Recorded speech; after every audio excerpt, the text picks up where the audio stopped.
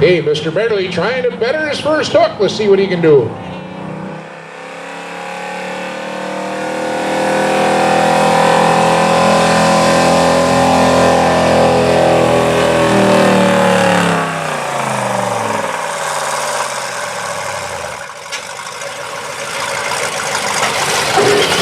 Well, this time he got it out to 304, 7.68, 16.4 for Mr. Betterley.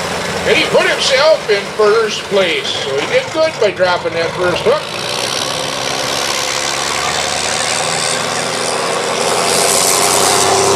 So the gentleman is pulled at 304. Mr. Betterley is in first place. Number 2 is Dave Johnson in the Radio Flyer at 301 and change. And Joe Wallen at Cold Fusion Ford, third place.